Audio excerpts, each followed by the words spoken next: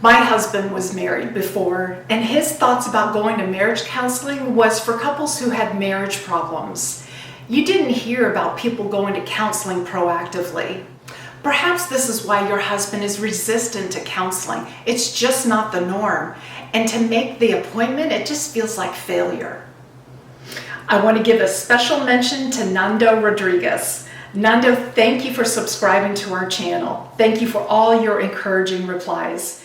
Nando helps empower women entrepreneurs. If you want to be featured next time, subscribe, leave a thoughtful comment below with the hashtag #IamForYou, Intentional Marriages for You. I read every one of the comments, and hopefully next time you'll be featured. What if there was an alternative to counseling? What if it was more private but still created self-awareness? Stay to the end and I'll give you the biggest lesson we have learned by doing the work of becoming more self-aware. Over the past 15 years, we've come across some self-assessments that are incredible. And so as an alternative to counseling, I suggest you take these 3 tests. Now, obviously, if you're dealing with some serious issues, self-assessments are not going to do the trick. But if you're looking for more self-awareness between you and your spouse, check these out. The first one is intimate encounters. We actually took this. There's several tests in this, but this one specific assessment we took before we got engaged, and we still refer to the results to this day. So you can find this book. Not many are in print. Sometimes they're low volume, so maybe 1 or 2, and it costs about $25, which may seem steep, but there are a lot of quizzes in here and a lot of great exercises for you and your spouse to work through. So on page 158 is a section, actually 157 is a section, Break Free from Unhealthy Thinking.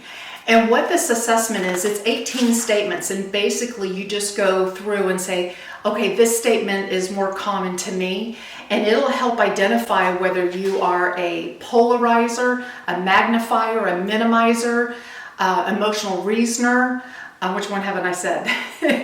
A magnifier. And it's fantastic because it helps us see through a lens and helps us describe for our spouse what we may be struggling with.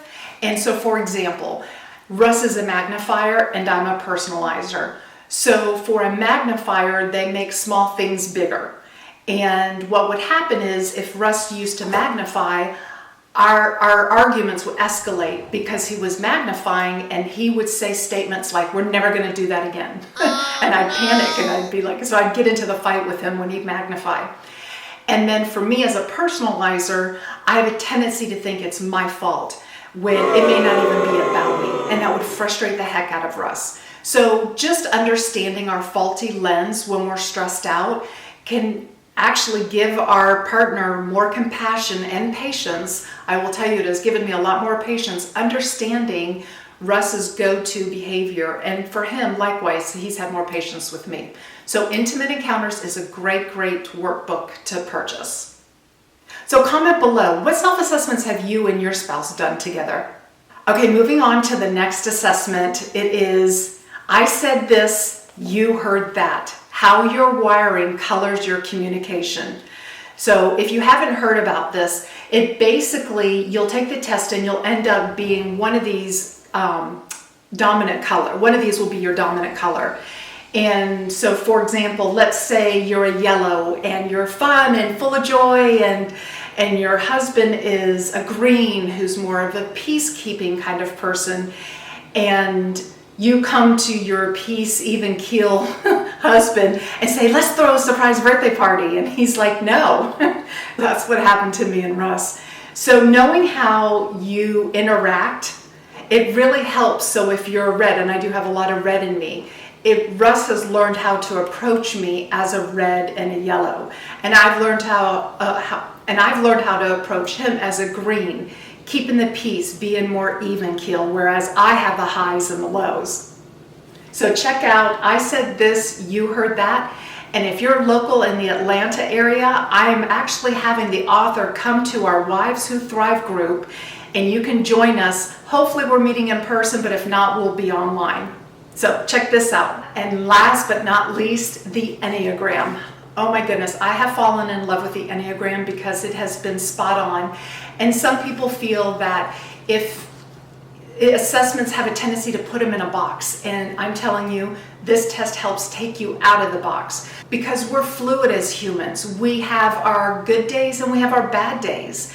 And that's what I love about the Enneagram is it'll show you when you're super healthy, what number you're predominantly, and then when you move to stress, what number you represent. So to learn more about this is Ian Cron's book, The Road Back to You. He has a podcast called Typology where you can learn more about it.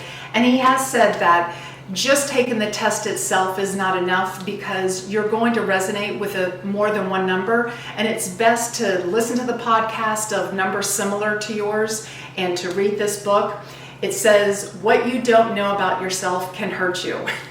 I'm a big believer in gaining self-awareness. There's a neat compatibility test. I'll put the link in the description below where it will say, so for example, I'm a 1. So that's the reformer, the perfectionist. And my husband's a 2 who's considered a helper. On this particular website, you can take a 1 and see how it's compatible with a 2.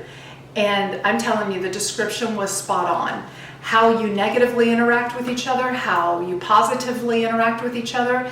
And again, it just builds out and puts some language around some self-awareness.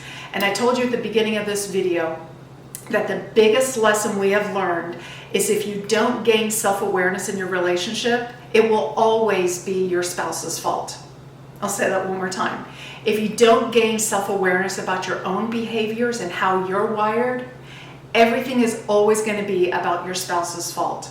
Ladies, if you'd like to do a deeper dive into these suggestions, we are now taking applications for our program. So book a call, the link is in the description below, and see if the program is right for you.